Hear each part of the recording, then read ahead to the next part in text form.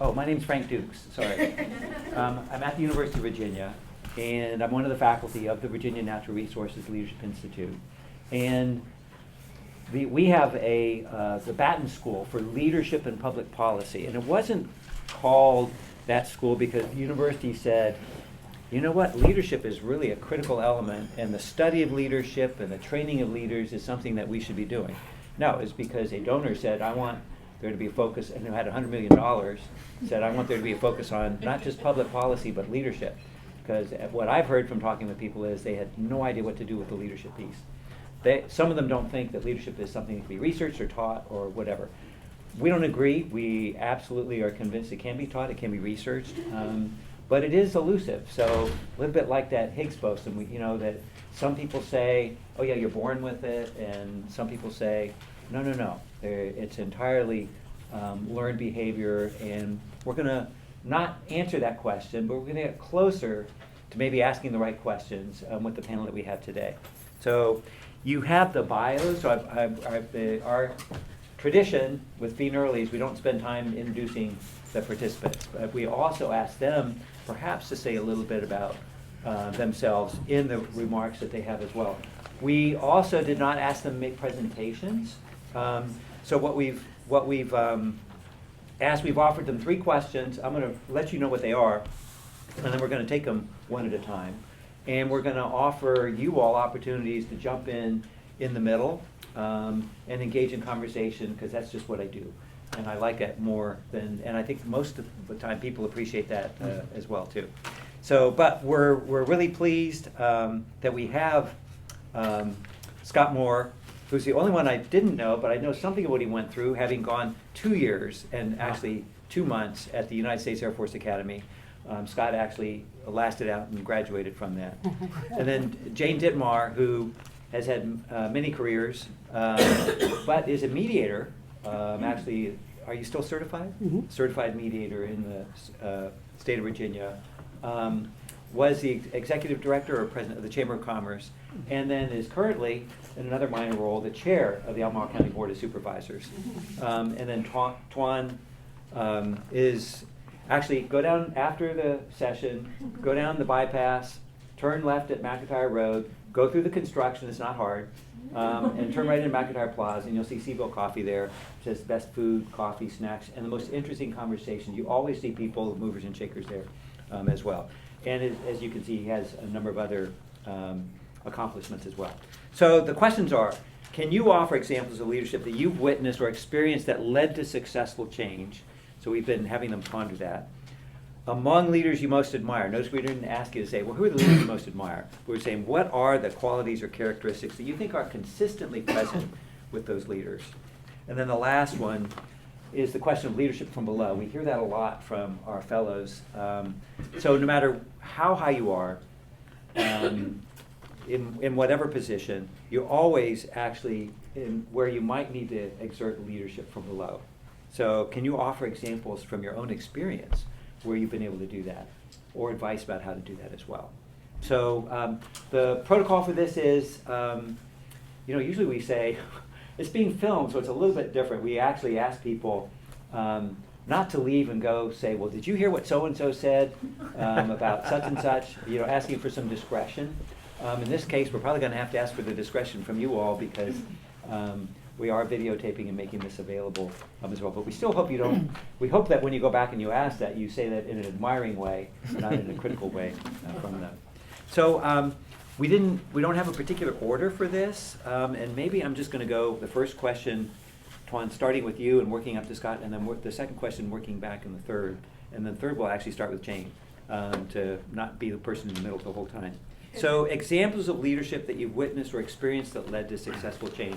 If you have a question, I'll look and see, and then or comment, and comments brief, please, and we'll ask you to introduce yourself when you do that. Come on, kick us off. Great. So I had the pleasure of sitting next to Gerald Fitzgerald, right? MacArthur. MacArthur. Yeah. And I came with a different leader in mind, but speaking to him and being next to him, it made me realize that he epitomized what a leader is. And the two qualities for me in a leader is passion and purpose, consistency of purpose, constantly being at it, and he's been there for 36 years, right? So to me, that is the most important thing, because when a leader first start, he or she is going to be in the wilderness, because nobody is recognize how important it is. So can you imagine 36 years ago, when he first start to care about the environment? I mean, these days it's almost a fad. It's a good thing to be wanting to be stored of the natural resources. But 36 years ago, it's not something that the mainstream people gravitate to. So to be doing that, and you have to understand, I mean, like him, he's a very charismatic man. He can be anything he wants. He can be a CEO, he was a physicist. But to really going down this road to saying, I care about the environment, it's really quite remarkable for someone to trailblaze that direction and to do consistently for 36 years. And that, to me, that's what a leader should be. And have the passion for that. That's interesting. We didn't think you would pick the example that you met at lunchtime today, so. Oh, yeah, no, I mean, yeah, because all of you know, and it deals with your world. And passion and constancy of purpose is the key. And I think that as we speak about different leader, those two threads will always be there. And I try to ask them, I say, so what made you so passionate about this? I'm constantly really interested in people, what makes them tick, what makes you passionate? Like I was talking to Kat, and I say, what makes you passionate about the environment? And she said, Jacques Cousteau, right? When she was growing up. And so the passion is so important to carry through it's a very lonely road. I mean, once you made it, people will say, oh my goodness, how cool is that? But remember, when you first start out, it's not so glamorous. And it's the passion that's going to keep you through, and the hard work. And that's the important thing about leadership. That is interesting, because we typically often don't see leaders until they've been successful, right? Because we don't see them as leaders. We either see them as troublemakers or they're not seen at all. Right. Yeah. Go ahead, Sheila, and introduce yourself. Yeah. Hi, I'm Sheila Barnett with the Virginia Department of Conservation and Recreation. And yes, those in this room do know who Gerald McCarthy is, know what a fine, outstanding person he is. But I'm curious, before you came today, who were you thinking of? Well, I'm from Vietnam. I was born there, I was raised there, and I came here. So ultimately, I love Ho Chi Minh, and he's like the George Washington of Vietnam. And there again, there's a story about him that he was a dishwasher at the Ritz-Carlton in London, and the chef at that time was Escoffier, who's a very, very big, internationally known chef. And what Ho Chi Minh did as a dishwasher, this is like 1910. He would, when he started washing dishes, he would get the extra food and put it aside. And Escoffier sitting there looking at this gentleman putting food aside. And he came over him and say, "Didn't we feed you? We always have meals before dinner. How come you're saving food?" And Ho Chi Minh say, "I'm saving this for the poor and the hungry of London. So after my shift, I go out and I feed to the homeless." And these days, we have meals on wheels and all that. But 1910, that's not so common. So Escoffier was very, very touched by that, and he said, "I tell you what, why don't I make you my sous chef, and you can have a wonderful life." And Ho Chi Minh said, "No, that's okay. Yeah, I have other things I have to do." And he has that constancy of purpose that he didn't take that. He could have been, very well off, but he fought for his country. So the passion for his country and constancy of purpose is the two quality. Very interesting start, and you've touched on number 2 too. So Jane, we move to you among offering examples of leadership you witnessed or experienced that led to successful change. I think I wrote down a couple of them to see how I felt about them when I was asked this question. And I'm going to lead with an experience I had when I was president of the Chamber of Commerce. As you may know from your own communities or from our community, chambers of commerce and business people tend to be conservative with regard to taxes. We don't like to see an increase, and so we try to hold the line by lobbying our elected officials not to do that. And when I was president of the chamber, we were approached by the County of Albemarle supervisors because we were very big into workforce training, and we wanted more money to go to our technical education side, and also we wanted certain types of skills being taught in the K through 12, and the money just wasn't there. And so they asked us if we would agree to a property tax increase to fund that, and we said no. And then we sat down with our own selves and we said, but we want this, we keep saying we want this, but we have to provide the resources. How do we do that? And so we worked with our elected officials to understand all the taxing capability that the county had, which in Virginia is far fewer tools than cities. And we realized that if we went for a meals tax, where we would need a referendum for all citizens to weigh in on this, that it would be an opportunity for us to raise revenue if they would agree to dedicate it to education. But our leaders said, we can't, tax increase and chambers of commerce do not belong in the same sentence. And it's true. I'll tell you what happened. So it was August and I was going on vacation, and my rule with my staff was, when I'm actually on my family vacation, unless the building burns down, do not call me. I trust you. I won't be upset with you. Do whatever you need to do. Coming in from the beach with my family, there's a message. I need to call my office. And I'm thinking, the building has burned down.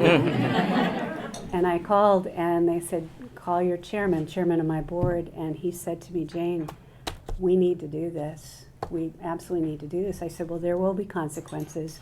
We will lose support within certain sectors of our business community. But if the board is behind this, we'll go do this. And we joined with our elected officials and our education officials, and we got the referendum passed, and our county had a meals tax that was then dedicated, at least at that time, for education funding. But wherever I went, and by the way, it wasn't Jane that did this, this was our business leadership, all the people that came together that decided that they would have the tensile strength to do this.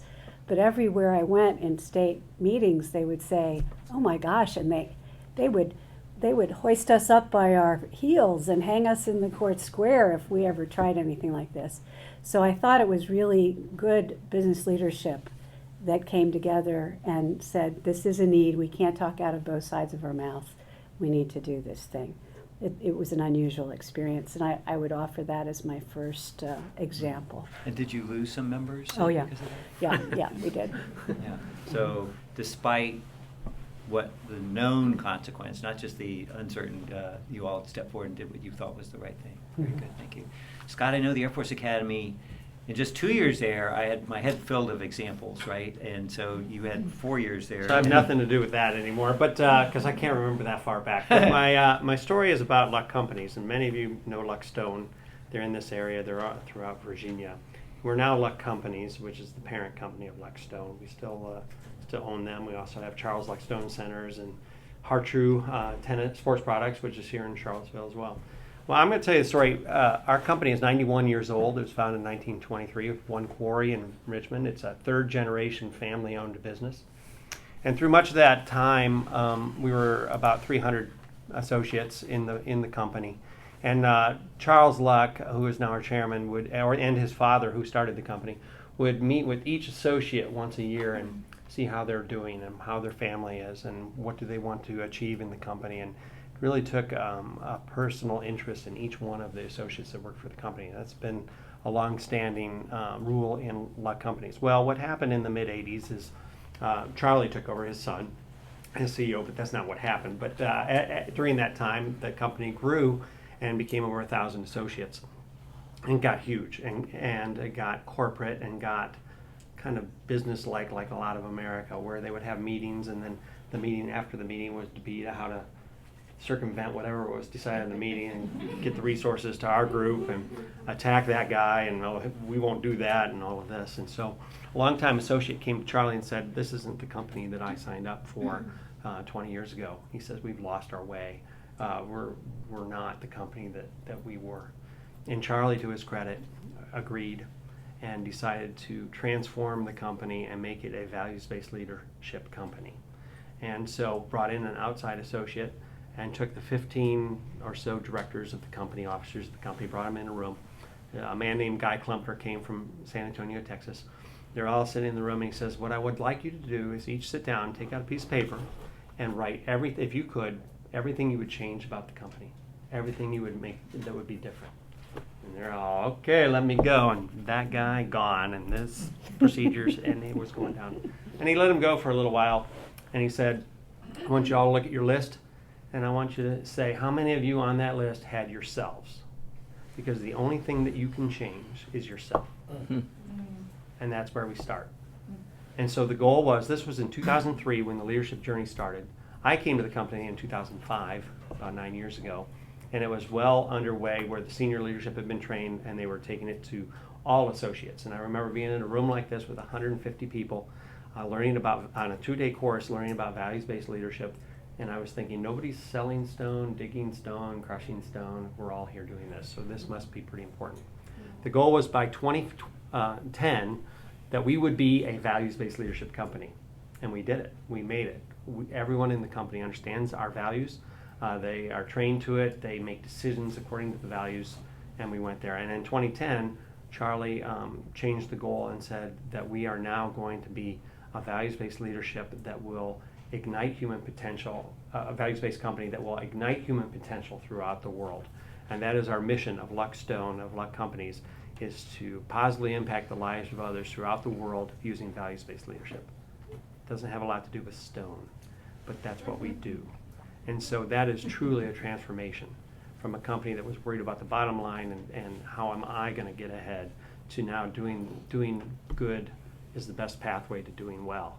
And many of you have worked with Luck Stone, I'm sure, in some of the environmental initiatives that we have and with our quarries and we try to always do the right thing. Very interesting stories, 3 stories. But any of you want to comment first before we switch to the second question about anything anybody else has said?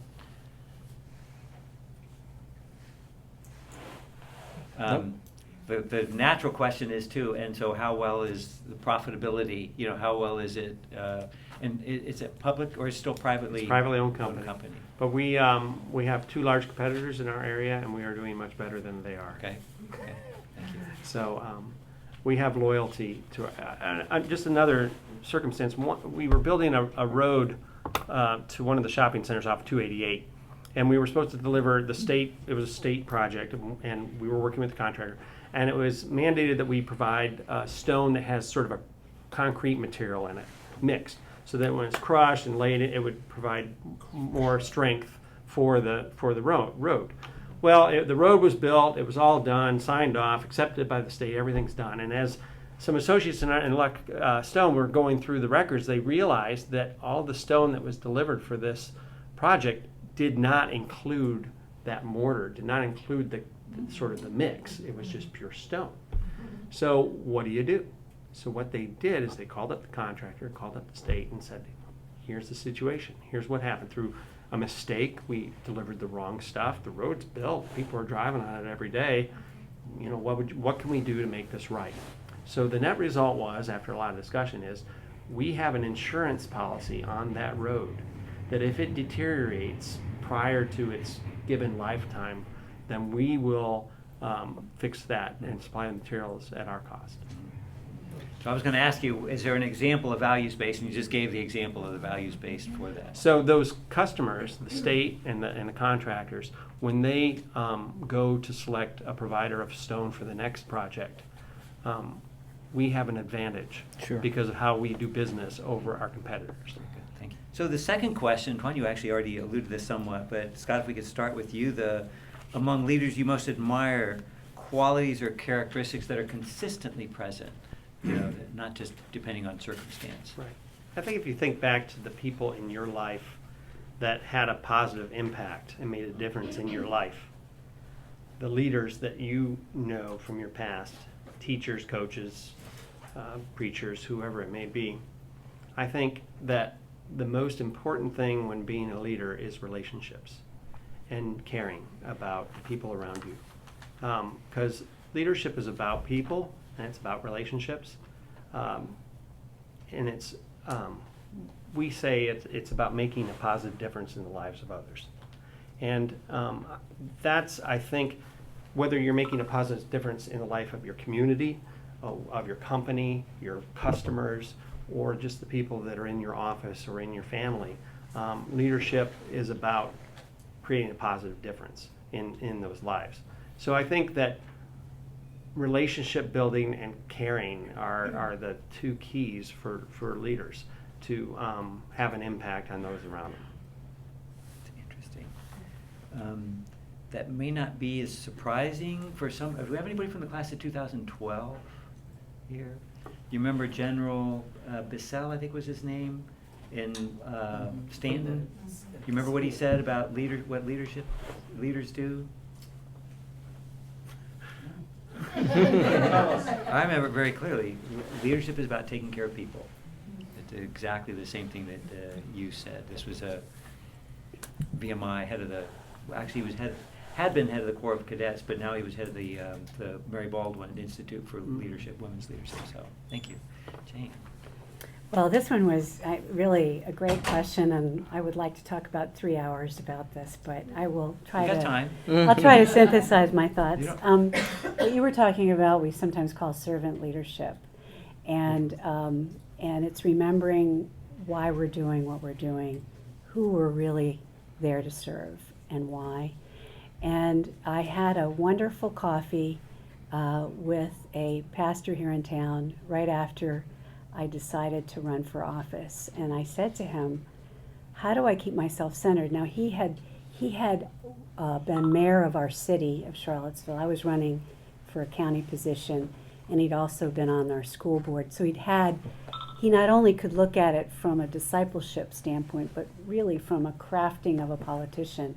He said, Jane, whenever you get confused about the direction or the communication or how much energy, bring it right back to the community. As long as you bring it right back to the community, it will recenter you and you will be able to focus and go forward. And he was so right. I'm serious. When I'm in the midst of something and I need to kind of refocus, I just think, what community am I trying to serve? Why did I do this thing in the first place? So the servant leadership in the community, something that is totally appealing to me, where I will almost think about lining up behind someone to lead me in a direction, is if they show true humility combined with courage. And the courage often has to do with taking a hard stand, but I think it has to do with being able to tell the truth gently.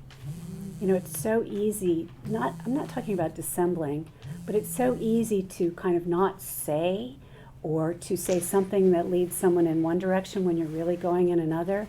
And it is so refreshing. Think about the times you've watched people on television or been in a group and listened to a leader and you say, ooh, that must have been hard to say. I don't actually maybe agree with it, but at least they said it. At least I can trust them to say what they're doing. So humility goes back to who are you serving? You're serving, and then courage. And then I think that when I look at my favorite person in history as far as leading, it's terrible in the hometown of Thomas Jefferson to speak about another leader at the founding of our country, but it was Patrick Henry. And he's been stereotyped, give me liberty or give me death. But the backstory on that speech in the General Assembly was that every single other colony, including Massachusetts, who vied with Virginia for leadership in the colonies, had decided yet again to work with King George and figure out how we could be enslaved a little while longer but less painfully. And the General Assembly, our House of Burgess, at that time decided to go with the other colonies, and he stood up and he talked for hours that's the way they did it back then. And the punchline was, give me liberty or give me death. His communication style was so compelling that then Virginia voted to decide to declare independence. And then the other colonies fell like dominoes. So that one person and his communication style. So if you can be funny, I'm not a comedian, unfortunately, or if you can be riveting, or if you just practice it, that I think is can really save the day or move people, because it creates momentum and actually interest where there might not normally be interest. Interesting. And on the other hand, humility and courage, you don't have to be charismatic, or humorous to have humility and courage, right? Those are Right. something that everybody Mhm. can do. Those are all acquired, qualities. So thanks. Tuan, did you want to add about the leaders you admire, other qualities and characteristics that are consistently present? So I talk about passion. I talk about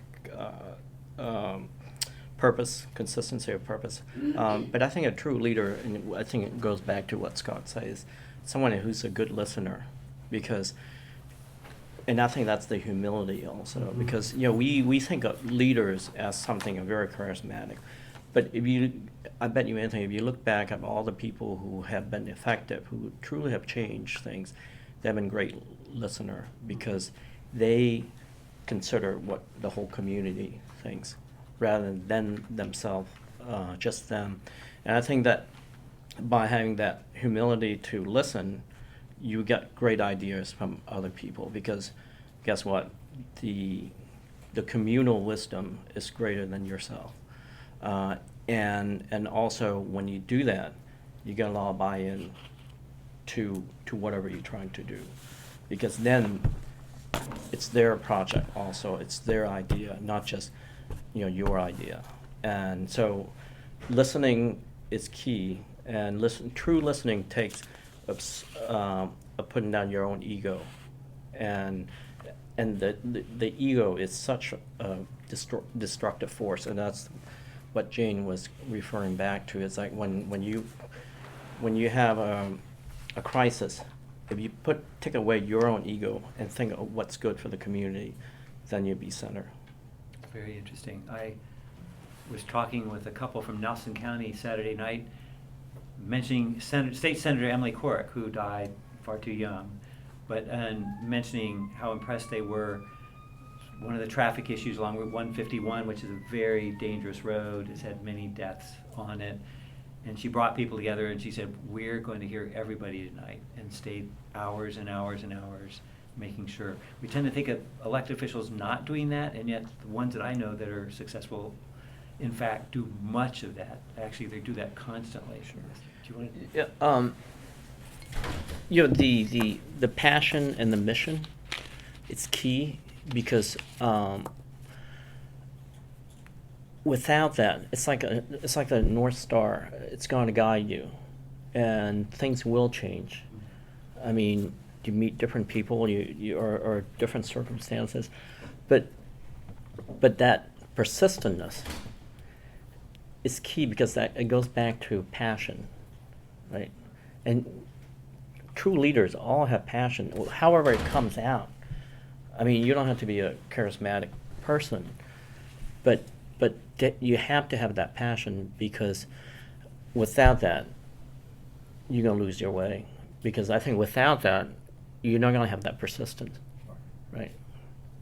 And if you look at it, what's the etymology of passion is the same as suffering. So the question is, what would you be willing to suffer for? Mm-hmm. And that's the end of the time, of the days. What are you willing to suffer for? That if you don't get paid, you work like crazy, but by God, you're gonna save the whales, or you're gonna save that road.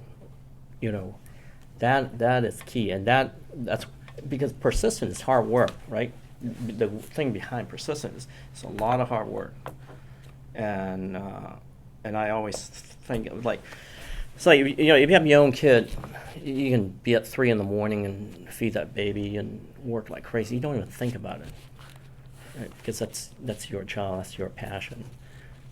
But if you work for somebody else just for the money, and there's no passion, It's like babysitting. I don't care how like, cute that baby is. After 3 hours, you want to get it back and be done with it. Good, Exactly right. good metaphor. Do you want to jump in, Scott, or is there, you're just No, I think it's a good discussion. just listening Yeah. affirmatively? What about this idea of leadership from below? And I think where that is from, where you might have people that are, you know, they don't have overall responsibility for a particular program or initiative or whatever, and yet they can see things not getting done. And the question, how do you make that happen? And so we didn't know whether you all might have examples from your experience or advice on how to accomplish that. And I think, Jane, actually, we're going to start with you, and then maybe go to Scott and then Tuan. This is an interesting thing. I think leading from below is a phrase we're hearing more about in management. My mind went, when I learned that this would be a question, to the concept of what are you below? And so from personal experience right now, I am below the citizens that I represent. And I think that it's interesting to me to see what groundswells of citizens or residents can do on certain issues. And so let me separate this out and do one and then the other. The latter, what people can do when they are not part of the hierarchy, when they're not part of the power structure to affect change. We look at the Arab Spring and what happened there. Closer to home, we had a debacle in leadership at the University of Virginia. And we had our own sort of UVA spring in that students were outraged, faculty outraged, alumni outraged, but they weren't on the Board of Visitors to fix this. And it was through intense pressure from people that were out of the hierarchical structure that the governor took note, that the message got sent to the leadership, that the leadership regrouped, that a change was made that didn't structurally or legally need to be made. The powers that be were the Board of Visitors. So I look at examples like that, and I also see how social media has leveled the playing field. And knowledge is power, communication is power. My teenagers have a lot of power in my house because they help me with my social media. But what I'm saying to you is that these structures are becoming more vague. And from that, new types of leadership are emerging. Now, this concept of leading from below, personally, a personal story is we have in all of our government structures a bureaucracy there to serve us, and they become solidified, and they have certain ways of doing things. And that's not to say their hearts aren't in it and their attitude isn't right, but all of a sudden they become separated from the people. And the one connection to the people are the people that are sent to be the voice. And so what we're trying to do is sort of change the dynamics when we're working with our staff to say, don't look at me and see Jane. Please look at me and see all the citizens that live in the Scottsville district, because they asked me to come here and visit with you for the next 2 years to work on policy to benefit them. And so that's me putting myself underneath the people that really count and working with the group that is supposed to send those services out in a certain way. And I think if we just keep reminding ourselves that we do that, we talk about bottom-up management where you have a corporate structure where your CEO's at the bottom because these are the people delivering the services. I bet we'll hear more about that from you, Scott.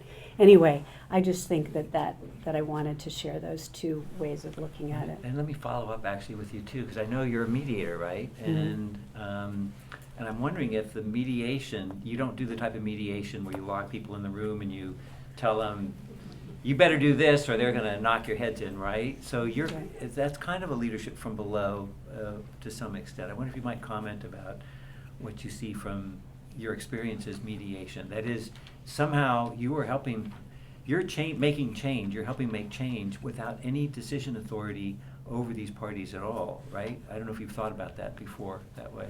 What Frank is describing is the appropriate role of a mediator. And you could look at a structured mediation. How many people have actually ever been in a mediation? A couple. Good. Mediation can just be the way in which you facilitate decision making, quite frankly. But it's, I I love to tell people when I'm first meeting with them, when we're going to orient them on what a mediation is that it's really a scientific process, conflict resolution. And every single person in this room does that when you resolve conflict. You just don't know the steps you're going through to do it. It hasn't been articulated. You haven't sat down and said, oh, I went from this phase to this phase to this phase, and bingo, we have solution. But when Scott was talking about working with the state and with the contractors, they had positions. I contracted for this, oops, I did this, but I don't want to, and they looked for a solution. And so in a mediation process, your mediator is not supposed to give the solution. It's not like a negotiation like you had. You are supposed to sit there and facilitate a process that you know. And each of you can do it in your offices or in your homes, but it's about trying to stay as neutral as possible, not take a position, and not determine the outcome. We're actually bound not to by our ethics. So what you're saying is we have no decision authority, and in fact, when we're doing our orientation, we say, we are not going to make this decision for you. You are going to determine the decision that you make. And that's the best glue you'll ever have when you come to an agreement on something, is when all parties have seen it's in their best interest to give a little, get a little, be creative, find a solution they never thought existed, and put it together that way. Was that what you wanted, Frank? Well, yeah, but I really wanted whatever you thought was appropriate for that, and we might turn more to that sort of dichotomy between being in a formal leadership position of authority and yet your experience and orientation towards, I want to see people develop solutions that they own for themselves as well. So, but turn to Scott first for this idea of leadership from below. See what your thoughts are on that. So when I read the question, I had to think a bit, because in my mind, the leadership is not a title. It is a choice. It's a positive choice that we make to work with others. Management has to do with structure and rank and order and processes and all this, but leadership is a choice that we all have to be leaders, regardless of what your position is in the company. And so it's how you make a decision to show up every single day in that environment, how you're going to influence people, how your attitudes are going to be, how you're going to have discussions, and how you're going to show up for work, show up and be present in the moment. And so I think that we all have opportunities, whether it's in your family, whether it's at the workplace, whether it's in social groups, whatever it may be, to lead in the moment. Now, sometimes we lead with our technical expertise. I run the aviation department for Luck Companies, and so we have an aircraft, we have 3 pilots and a mechanic, and our head of maintenance is one of the pilots, and there are times when he leads the department because there's an issue coming up with the aircraft that has to be solved, and he takes care of it. Now, he's in charge. He's the subject matter expert, so he's the leader in that role. And it may be that in another circumstance, we do a lot of teamwork type projects at Luck Companies where we bring people from all different departments, and someone who you may not think has much of an opinion or a expertise in a particular area sometimes has the key insight because they happen to be listening well or coming up with the right answer. And going back to what Jane said, for example, in our company, we fly a lot, and the plane is in demand to take associates out where they need to go. And many times, 2 people want to use the plane on the same day. And so if we can, we try to jimmy the schedule and try to work it out where we drop them off, go pick them up, take them here, and do that. But sometimes they can't. And Charlie had asked me, I want you, Scott, to come up with a procedure to rank order who gets to use the plane. And I thought about that for a long time. And what I came up with is, since we're a values-based leadership company, my policy is if you have the plane and someone else wants the plane, then you need to talk amongst yourselves and figure out what's the best use of that plane for that day. And maybe one can move to a different day or cancel or do something else. But if we're all looking out for the benefit of the company, and then what is the best use of the aircraft? Maybe one person of a lower rank, if you will, is meeting with one of our key essential customers, and that'll set the stage for a huge project in the future. We don't know. I don't know that. I'm not going to make some arbitrary rule. And so getting along with your mediation, I let them talk it out, and that's worked every time. So I think we all have opportunity to lead. And so leading from below, we just went through a cost-cutting exercise. And I was asked to shave a considerable amount of my budget off a couple weeks ago. So I came up with 3 scenarios to do that. One is fire one of the people. One is cut the flying schedule in half. And the third one is to double the charge that we charge within the company for the flights, to cut that much money, because we're a very lean organization, because I'm good.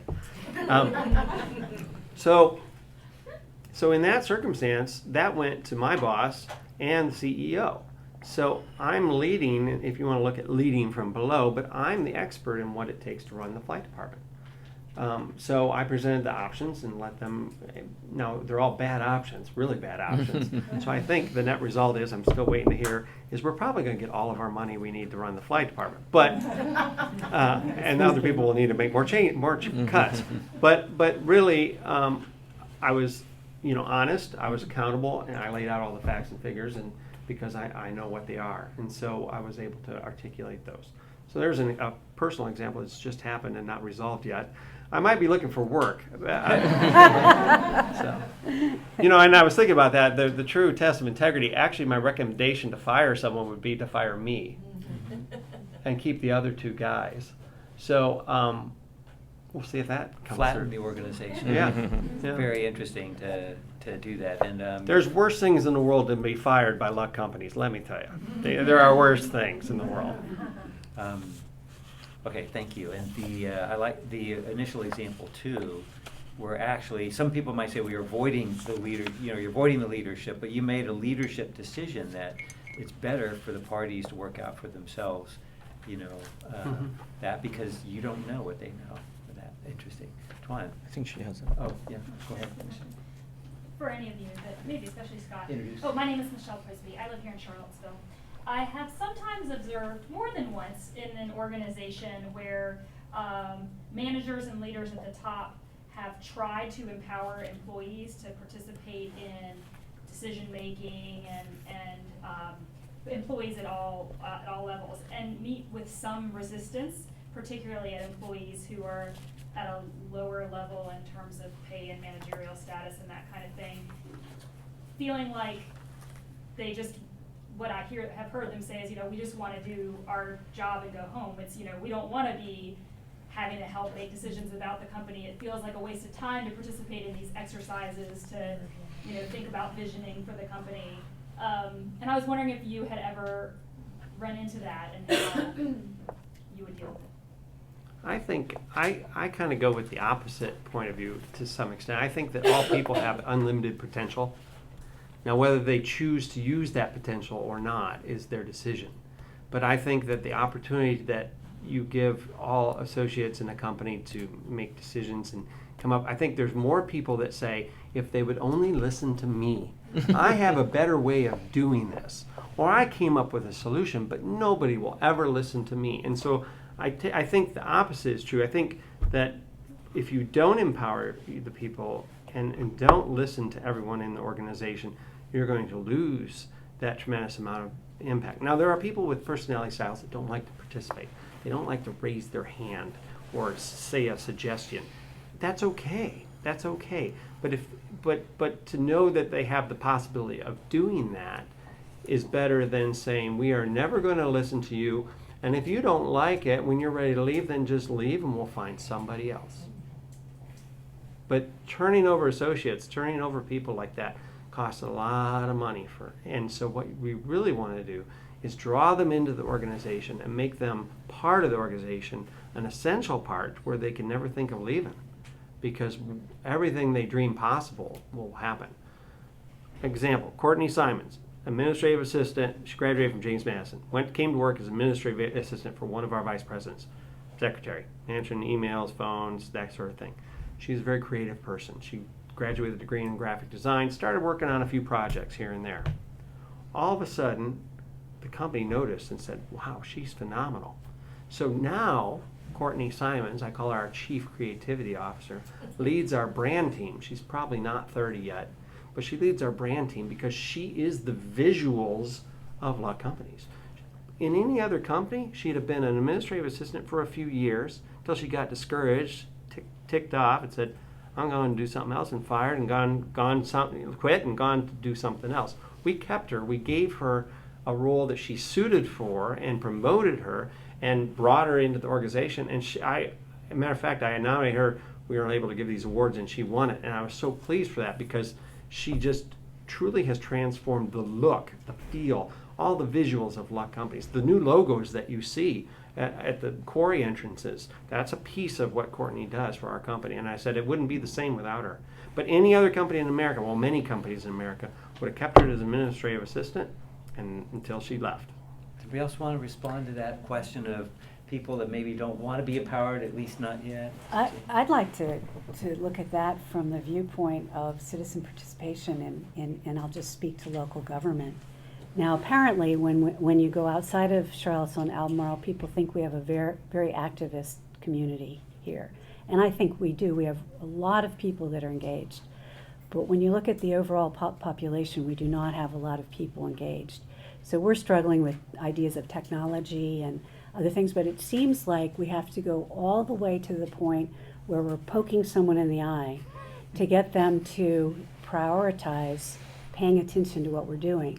But we are doing, I mean, I thought I understood local government before I got involved in this particular position, but we're making decisions that have way long-term impacts on this community and short-term, and we're spending a whole lot of money which actually belongs to the citizens who by permission are giving it to us to spend. And it amazes me that we will have something that we're looking at, and we advertise a public hearing, and we'll have the same usual people in a whole empty auditorium while we're doing the people's business. So I'm trying to get more people involved in that way, and so if you ever have any ideas besides poking them in the eye, I would Maybe like it's to the know. same question. I That, think you it know, Yeah, kind of sure. is, yeah. Sure. yeah.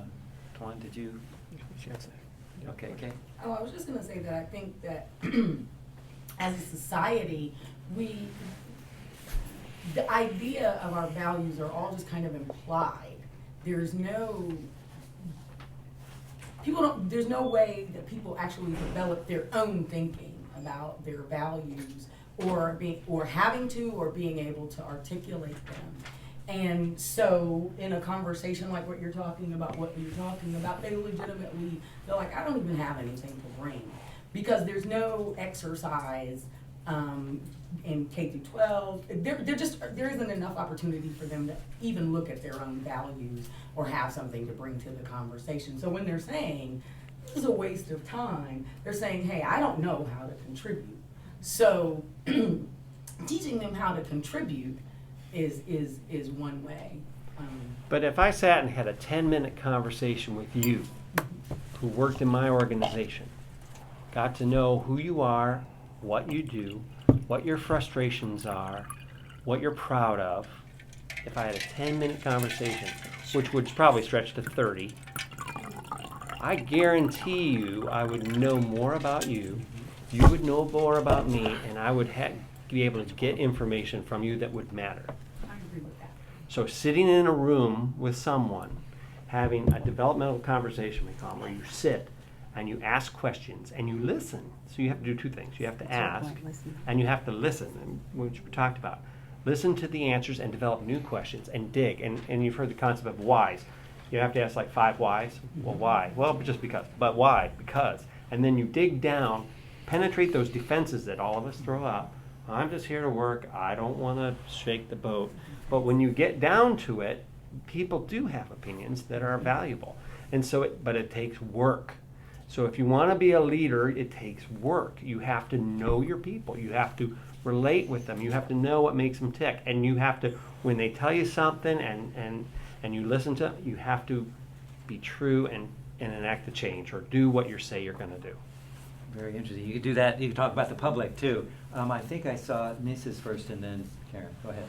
So what you were saying, I think, comes back to some of what we were talking about earlier, and there's two things that I found just in my own experience that are key there, and successful allowing leadership to happen from within. And that is listening, like you said, and then the other thing is not having the answer. Mhm. Just because they come into my office and I don't like this, I'm unhappy about this, or why does it have to be this way? Well, why does it have to be this way? It's just totally turning it back around. It's totally asking that why question, listening, and then helping people understand that I don't have that answer. It's okay that I don't have that answer, and I'm Mhm. okay with not having that answer, but why don't you tell me what you think the answer should be? Mhm. And so, when you do that and people truly feel listened to and appreciated and heard, then all of a sudden the ideas start coming, then they start taking ownership in that question, and then they do want to participate, and they've given you the information that you Mhm. need to go change something, to go change the future. And so all of that occurred to me as I'm listening to You're it. there with that, yeah, thank you. Karen, introduce yourself. I'm Karen Forget. I'm from Virginia Beach, and I'm the director of an environmental organization, the Nagan River Now in Virginia Beach. And you're talking on a company level and you're talking on a county level. I think that what empowers people to get involved, to open up, to be willing to participate is knowing that it makes a difference. And there's a lot of participation opportunity that doesn't make any difference at all. And people see through that really, really Mhm. quickly. That where I live, the city has Virginia Beach has a really strong commitment to citizen involvement. A lot of boards, commissions, committees, a lot of opportunities for people to get involved, and to be a part of planning and that kind of thing. One of the things that's happened a little bit in the last few years with tighter budgets is that all these committees and commissions don't have the staff support to really implement in the same way they used to have the staff support to implement the recommendations. And I see dwindling participation because there isn't the implementation piece. And someone who works in one of my neighboring cities, which I won't name, told me that one of their city officials actually said that they do not encourage citizen participation because it leads to expectations, and then if they can't meet those expectations, people are angry, disappointed, whatever. So in order to avoid angry citizens, disappointed citizens, they have chosen not to facilitate citizen involvement. So, I think that's terrible. So That's horrible. at Luck Companies, in order to avoid disappointed employees, we're not going to listen to anything our Yeah. employees say. Exactly. Well, that's what this city has made the choice to do, which is terrible. But the other is just as bad, to True. act like you are really interested in hearing from And then- people and get them involved, but then there's no follow through. I agree. Very good And I comments. think that happens a lot. Well, let me give Tuan first a chance to, you wanted to jump in on. Well, I wanted to ask Tuan specifically about Okay, that. okay. Is just to say, we haven't heard you reflect on The leadership from below. Oh, yeah, the leadership so- from below and the initiative that you've also led in Charlottesville that many people may not be aware It of. might be an example of that. Yeah, so, if you think about it, we try to understand people, right? We try to understand our people below us, people above us. If you look at the word understand, you have to stand under to really understand, right? That's, if you understand listening. And so that's key. I mean, it's in that word, to stand under, so leading from below. And that's key in what I've started 4 years ago was, I have to, one day I realized, if you're an uneducated person, don't have a degree, you don't have credit, you don't have asset, what is your future going to be like? Or if you're a formerly incarcerated person, what's your future going to be like? It's going to be very bleak, isn't it? Because, I have a dishwasher worker who has a PhD, right? So, and if you don't have a college degree, like, so that thought really sparked something within me, which is like, you know, we as society, we have to give hope to people. We have to give them a tool to do better, because if not, forget it. And so what I did was I went around and talked to a lot of people. I listened. I mean, I organized over 50 meetings like this, where we saying, what do we need here? And I didn't know the answer. I mean, like I said, I have no idea, but I know that we got to do something. And from those 50 meetings, and people come up with ideas and feel like they could make a difference. You know what? Because this is not a governmental program. This is some guy who's have a passion to empower other people. And you fast forward now, we have this company, this organization called Community Investment Collaborative, which we help people start their own business, even if they don't have any education, they don't have funding. It's a micro lending program. We have gone through 5 classes. We are in the 5th classes of helping people. We raised $600,000 for this organization. So, you know, that's leadership in forming a company like this organization. And I did it not, I'm sitting here screaming, saying we got to do this, because I'm not that type. I did it by listening, by getting people involved and saying, you know, it's important to you. It's important to OAR, which is it's important to the city of Charlottesville. It's important to high net worth individual to have this in their community, because one of the things that, if all of you guys who are not from Charlottesville, there's this thing called the Orange Dot Report, which talk about there are 29% of people who living in Charlottesville live below poverty line. And so it's not good for our community to have people who don't have hope. And I think that reflecting back on how that was done, it's all about listening. It's all about saying, you know, this is important to all of us. And to put out that mission, right? So that everybody can buy into that mission. It's not of one person, but it's for the whole community. And to me, that's why it's so important to have that passion, that mission, and that persistence.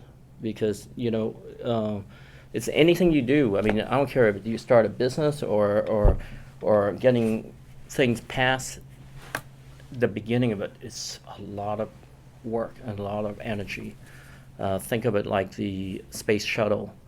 We all seen the picture of the space shuttle taking off, right? It's all that energy just, and that's what it takes, and passion, and in this case, is about getting the whole community involved in it. I think your example of 50 meetings, talking with people about what's going on and what do we do about it, as opposed to you coming in and saying, come on, join me in this. This is the idea. Go. Oh yeah, no. I came in and say I have no idea how we're going to do it. Let's get and we wrote everything down, and we involved the students, we involved the business people, we involved politicians, we involved the community that we're serving. So to really pull it all together. I forgot, I actually had a class that worked on when you were first doing Exactly, that sure. initially too. Also, Rich Schuyler, graduate of Bean Early, was the author of that Orange Dot Report. And Frank was one of the very first supporter of the CIC program. Well, just as a matter of luck and timing, but other reflections anybody has, any question you've been asking? I have a couple backup questions, but your questions are better, I think. Yes? So kind of going back. Introduce yourself, Kat. Oh, sorry, Kat McHugh. I live here in Charlottesville. Going back, I don't know, spinning back maybe half an hour or something, maybe even to the opening remarks. What emerged for me was two concepts that I, as I manage a team where I work, and I'm struggling with that role. This notion of, you know, the community is wiser than any individual, which I get that, and I believe that. And then also this example, Jane, that you gave about the strength of one individual, Patrick Henry. I mean, he totally bucked the community wisdom. Thank heavens, right?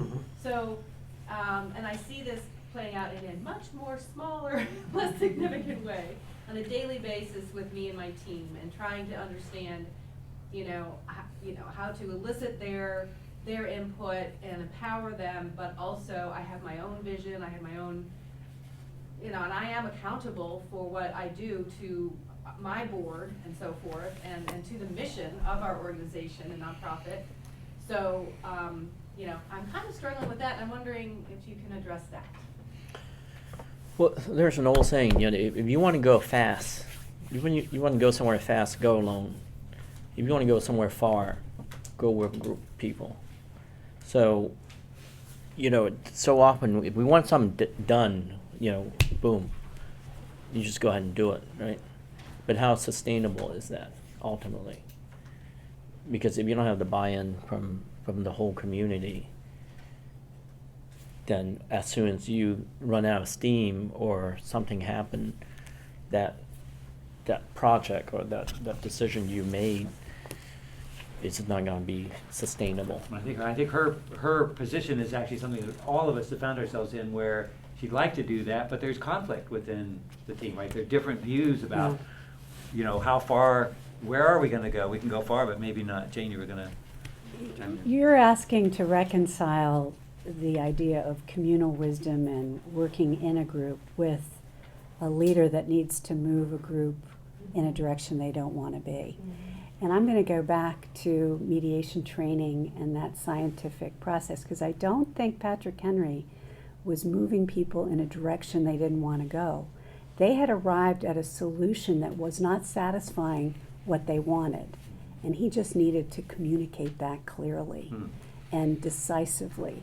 They did not like being subject to, we did not like being subject to the King of England. We did not think what the policies they had were fair. We wanted more freedom and self-determination. We were happy to stay part of England if we could have had those things. And we didn't want the conflict. So sometimes people won't go in a direction because they're fearful of conflict. And a leader has to emerge to say, either we don't have to have this conflict if we do it this way, or we have to accept this conflict because it's just that much worth it. So he wasn't veering off from the group. He was saying, here are the facts. We all agree on the facts. You were saying you start with the facts. We agree on the facts. And what we don't agree on is the solution. And you think this is the solution, and I think this is the solution. How does your solution work versus my solution? And it's in that give and take, and eventually communal wisdom. Because like Tuan said, he brought everyone with him. He didn't just say, I'm declaring independence. It's we need to declare independence. So sometimes you need a leader to help the group move, I think they not call get it, ahead of the group. They call that the spark plug, right? In any projects or organizations, it's sometimes you need that spark to get things going. Here's a question I'd like to pose, though. So sometimes that spark plug takes us in the wrong direction. So people may not know that Virginia actually voted repeatedly not to secede from the Union, right? And then eventually obviously did, right? And so there was leadership that was saying the Union is stronger than our differences that we have. We just must find a way to stay and reconcile our differences because it's going to be so harmful. And of course, it was harmful for many, many reasons.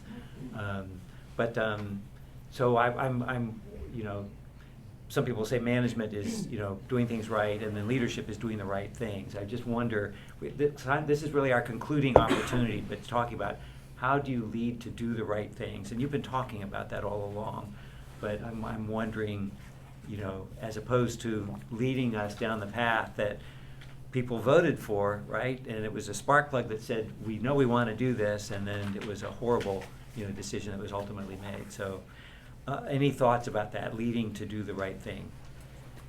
Well, I think first you got to determine what is the right thing in your organization. So I think that an organization with well-defined values and a mission, so that everybody's aware of what that mission is, everybody's aware of how. So the mission is where we're going. The values is how are we going to get there? We're going to treat others with respect. We're going to have honesty. We're going to have integrity. We're going to be creative. However it is, those are your values. That's how you're going to do. So if you have the destination, this is our mission, this is our goal, and you have the values, and this is how we're going to do the work, that helps you get where you're going. A lot of times what organizations do is they just meet and they make decisions and they do things. But what's the mission? What's the goal? How do we know which direction we need to go to? And in our company, we have values cards, and we have 4 luck values: integrity, commitment, leadership, and creativity. And each one has sub supporting behaviors. And we'll pull those out of our pockets and to make decisions, because and then usually after you ask some questions, the right answer, if you will, comes clear, because it supports the mission and it supports the values that we've agreed to. So if you're trying to decide whether to give someone a raise, we had 2 pilots. I was a captain, he was a co-pilot. He got experienced enough. Do we raise him up and make him a captain and pay him almost double? Or do we just keep him as a second in command? We only need 1 captain. And then when he's ready to leave, he'll leave. So I went to my boss. I said, what do you want to do? And Jay Kaufman, my boss, pulls out his card and he says, what would that say about our commitment to Ryan if we don't bring him and promote him? What would that say about our how we take care of others and ensure their success? And I knew the right answer. The right answer was promote him and make him a captain. But it was refreshing to hear the company, through our values, come up with that right answer. And it cost us money because we have 2 captains. I mean, there were some benefits too, but I think you got to have the mission, where you're going. You got to have the rules of how you're going to get there, and then it makes it easier to make those decisions along the way. Thanks. And with your group, I would recommend spending time. We throw groups together a lot of times, but really understanding who's in the group, why they're there, what they think is important, what their personality styles are, and I think that if you can devote some energy to that, then that helps clarify things, so it can help resolve some conflict in the future. Very good, thanks. I don't know if you have anything. Yeah, I was kind of hoping that something would come up today, and I'm going to throw it out there, and that is there is an underbelly to leadership, and that is there are some people that should never be allowed to be leaders, and yet they emerge. And in a micro sense, they might be in your organization, but when you think about the world, I mean, think about Hitler and Stalin and Idi Amin and Pol Pot, Joe McCarthy. And an element that each of them had, a tool that they had, was preying on our fears and our prejudices. And that can also happen micro in your lunch group, in your nonprofit, in your community. So sometimes it's hard to know what the right thing is because there's honest differences of opinion about what we should be doing, why we should be doing it, where we should be going. But if you sense that there's energy in prejudice or fear, you need to back away from that and make sure that, number one, the momentum that's going on shouldn't be stopped in some way. And number two, the person or people leading you need to be stopped. Yeah. So sometimes making tough decisions. Juan, you get the last. I get the word. last word. You know, I'm all about community, and that's why Ho Chi Minh was my hero, because he believed in his community. And I think, you know, you talk from a perspective of an organization, and you extrapolate to a whole community, to a whole world. I mean, there are some fundamental human right things that we believe in, right? And I don't think that anyone would disagree with that. And I believe that if you appeal to that instead of fear, if you appeal to saying, you know, this is what we need to do to have as a community, I think people will follow.